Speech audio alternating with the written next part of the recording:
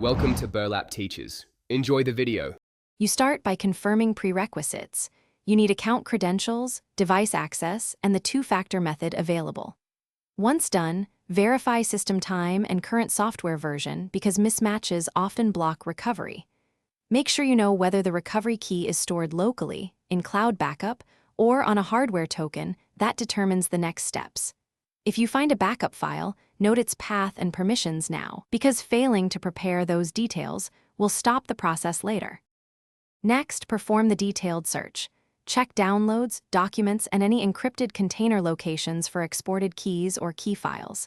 Simultaneously, log into your account security pages and explore backup or recovery sections. Cloud services often show a masked key or download link. If you use a hardware token, inspect its labels and any exported files with extensions like key or PEM. Make sure to copy file names and exact paths, because accurate references let you validate the candidate recovery key using the official account or encryption recovery interface. This confirms the key is correct without destructive actions. If validation fails, retrace steps. Check file permissions, system clock, two-factor device proximity, and file integrity, because those are common blockers.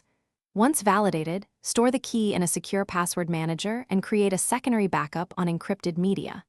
Troubleshooting tip: if nothing works, pause and export logs or contact support with exact error messages.